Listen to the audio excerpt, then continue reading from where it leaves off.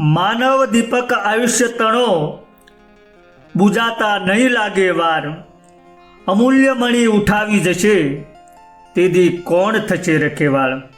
મિત્રો, સંતો અને મહાપુરુષો આપણને વારંવાર જગાડે છે, વારંવાર ચેતવે છે કે આ ભવસાગર તરવા માટે માનવ દેહરૂપી નાવ મળ્યું છે તો એનો મહત્તમ ઉપયોગ કરી લ્યો। કારણ કે આયુષ્યરૂપી દીપકને કાળરૂપી પવનનો ઝોલો આવશે ને ત્યારે એને બુજાતા વાર નહીં લાગે, તરત બુજાઈ જશે। માટે પરમાત્માનું ભજન કરી લો।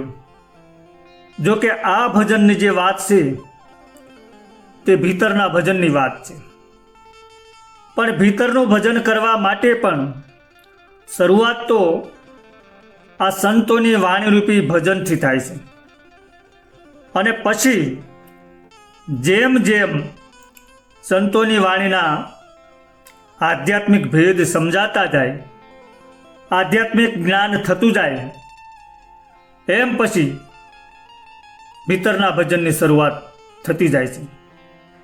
આજે આપણે આ જે સંતોની ભજનરૂપી વાણી છે એના પ્રકાર વિશે જાણવું છે અને સમજવું છે, અને છેલ્લે એક સવારામ બાપાની ગુરુમુખી વાણી પણ સાંભળવી છે। તો આ ભજન વાણીના 4 પ્રકાર છે: મનમુખી વાણી, માયામુખી વાણી, જીવમુખી વાણી અને ગુરુમુખી વાણી। તો આ મનમુખી વાણીમાં મનમાં આવે તેમ શબ્દોના ચોકઠા ગોઠવી અને વાણી બનાવી નાખે છે। એમાં કોઈ આધ્યાત્મિક અર્થ હોય એની ગેરંટી નહીં, ન પણ હોય। બીજી માયામુખી વાણી, તો આગળના સમયમાં કોઈ એવી સત્ય ઘટના બની ગઈ હોય અને એ ઘટનાનું વર્ણન કરતી વાણી કે જે સાંભળવાથી માયા લાગે। દાખલા તરીકે રામાયણના પ્રસંગને યાદ કરી અને ભજન લખાય કે કઈ કઈ તારો ભરતજી ભલેને ગાદી આવે, વન નો દે મારા રામને રે। તો આ માયામુખી વાણી છે।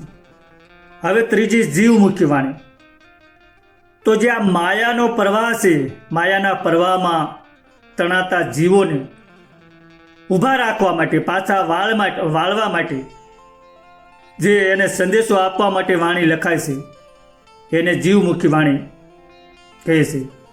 દાખલા તરીકે ખાખ મેં ખપી જાના બંદા, માટી સે મિલ જાના, થોડા કરો ને અભિમાન, એક દી પવન સે ઉડી જાના। આ જીવમુખી વાણી છે। જીવને એવો સંદેશો આપે છે કે ભાઈ નકરી માયામાં તમે તણાવમાં।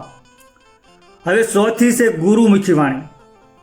તો ગુરુમુખી વાણીમાં આત્મબોધની, આત્મજ્ઞાનની, આત્માની ઓળખની એવી ઉપદેશાત્મક વાણી એને ગુરુમુખી વાણી કહે છે। અને આ જે ગુરુમુખી વાણી છે એ સર્વોત્તમ વાણી છે, બધી વાણીમાં શ્રેષ્ઠ છે। તો આજે એક સવારામ બાપાનું ગુરુમુખી વાણી, ગુરુમુખી ભજન સાંભળીએ અને એના શબ્દો ફોડ્યા વગર જ સમજાઈ જાય એવા સરળ અને જીવનનો કાંઈક ઉપદેશ આપે એવી વાણી છે। જો કે મને ગાતા નથી આવડતું, પણ એના શબ્દો જ એવા છે કે તમને ખૂબ ગમશે, ખૂબ મજા આવશે અને આખી વાણી પણ સમજાઈ જશે।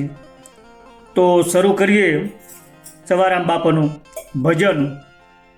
દેહીનો દેવળ સણાયો મેરે દાતા, દેહીનો દેવળ સણાયો રે જી, 5 ઈંટનો દેવળ બનાયો, માહી 25 મજૂર લગાયો રે જી, ચેતન પુરુષે શીતલ ગાયો, ચેતન પુરુષે શીતલ ગાયો, बारीक काम बनायो रे मेरे दाता, देही नो देवल चढ़ायो रे जी।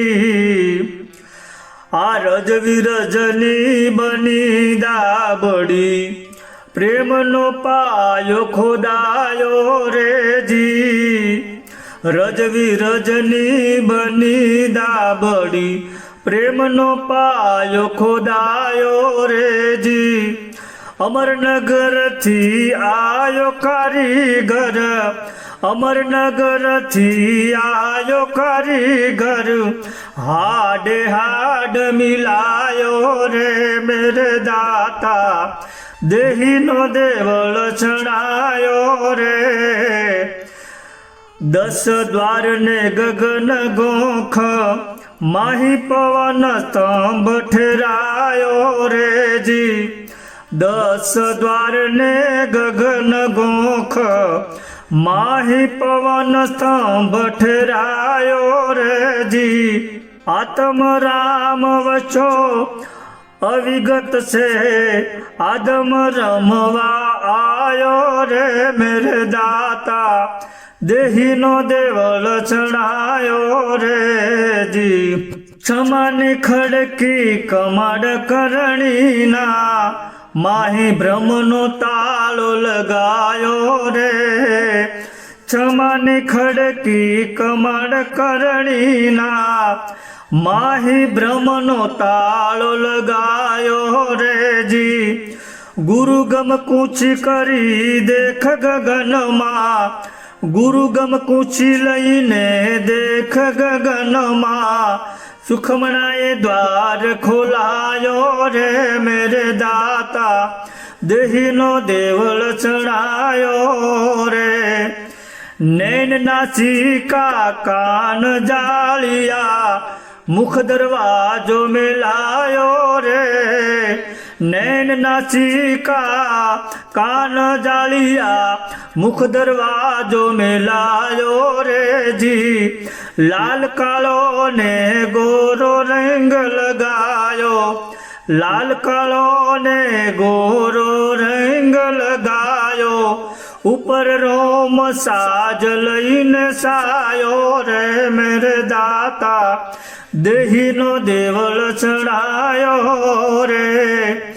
आ देवल मां अमर पुरुष है, नहीं उपनो नहीं जायो रे जी। आ देवल मां अमर पुरुष है, नहीं उपनो नहीं जायो रे जी। दास छवो कहे फूलगर चरणे, दास छवो कहे फूलगर चरणे। उल्टो काल ने खायो रे मेरे दाता, देही नो देवल चढ़ायो रे जी।